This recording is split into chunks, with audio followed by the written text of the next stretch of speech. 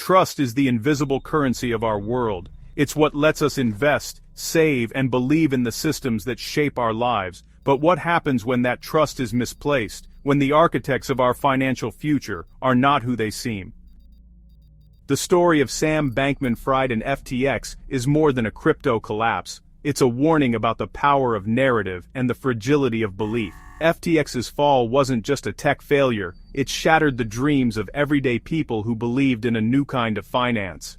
SBF, the face of effective altruism, promised to earn billions only to give it all away for good causes. That noble mission drew in investors, celebrities, and the public, all eager for a hero. But behind the scenes, reckless gambles and blurred lines between companies set the stage for disaster. This story isn't just about a fallen tycoon, it's about how easily trust can be weaponized, and how thin the line is between visionary and villain. Let's unravel how belief, ambition, and deception collided in the FTX scandal. The real problem wasn't in the code, it was in the story. SBF's narrative of a math genius using crypto to save the world was irresistible. Investors, politicians, and celebrities bought into the mission, blurring the line between profit and philanthropy. Effective altruism became a shield, justifying shortcuts and discouraging tough questions. Skepticism was seen as cynicism, due diligence felt like betrayal. Inside FTX, a small, inexperienced team managed billions with almost no oversight. Customer funds and company money mixed freely, all in the name of a higher purpose. The mission excused risky bets and blurred boundaries.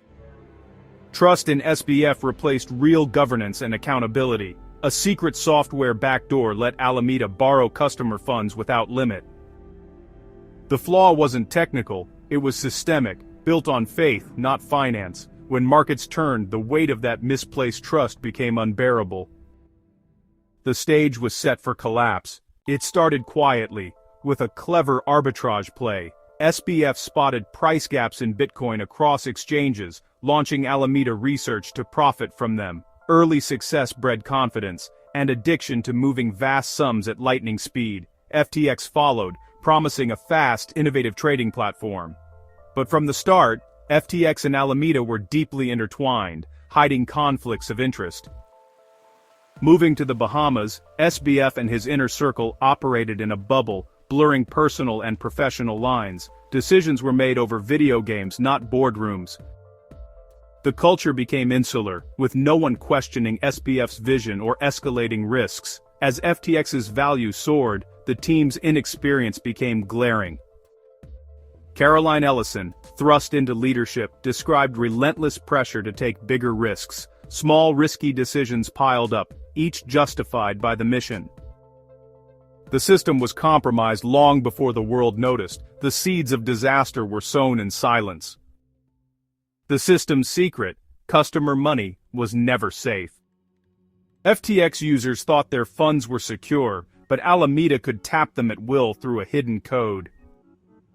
Customer deposits fueled risky trades, investments, and luxury purchases. No collateral, no oversight. FTX's own token, FTT, propped up by hype, became collateral for even more borrowing. The whole system was a house of cards, its value dependent on faith in SBF.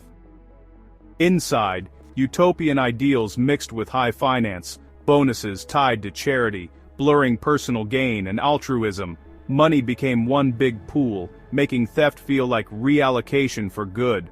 A tiny group held all the power, no board, no risk officer, no audits. When crypto markets crashed, Alameda's losses ballooned, draining even more from FTX customers. The hole grew from millions to billions. The system was built for bull markets, not for stress. When the tide went out, the fraud was exposed. The machine meant to save the world was devouring it. In the short run, the winners were clear. SBF became a billionaire celebrity, wielding influence in politics and philanthropy. His inner circle lived in luxury, and early investors saw paper fortunes. Effective altruism gained a high-profile champion and a flood of donations. Politicians and charities benefited from SBF's largesse, but the real cost was hidden.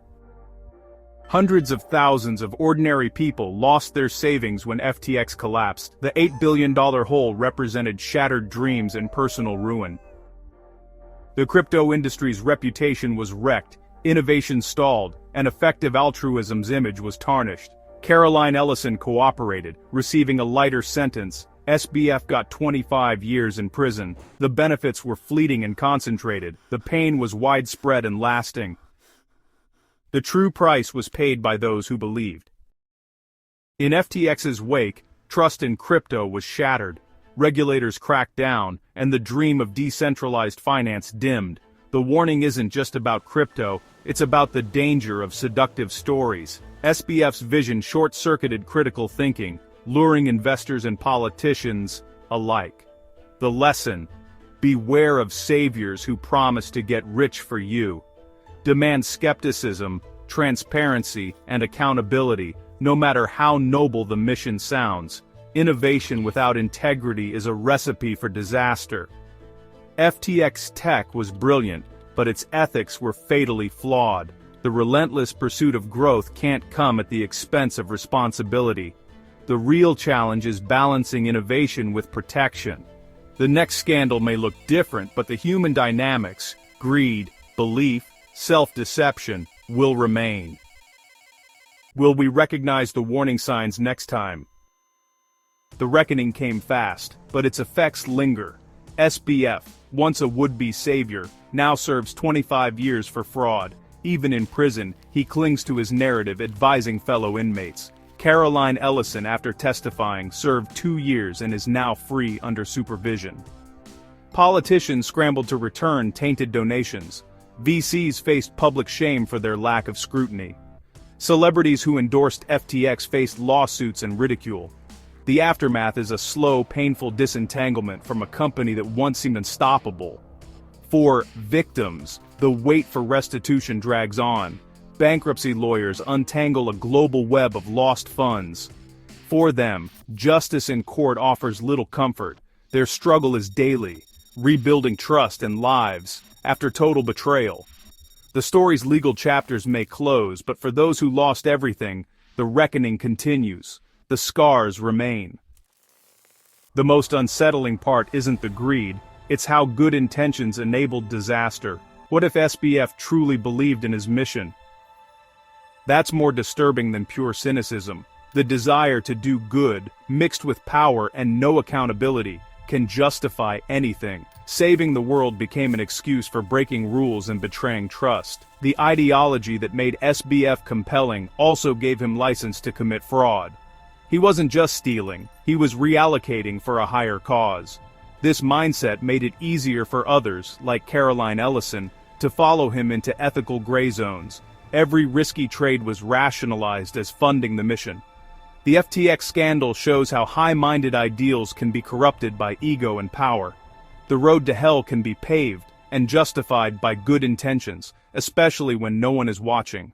In the end, the FTX saga is about a ghost in the machine, an idea that trust and brilliance can replace real safeguards. SBF built a dazzling system, but made himself its single point of failure. When he fell, everything collapsed. The crypto world moves on, but the echo of FTX lingers in investor caution, regulatory skepticism, and public doubt. The story is already a business school case study, a cautionary tale for the next generation. The architecture of finance is built as much on stories as on code. Our desire for visionaries is a powerful vulnerability. FTX wasn't an anomaly, it was a symptom of hype, faith, and unchecked ambition. The machine keeps running, always seeking a new operator. In a world moving faster than regulation, how do we decide who to trust?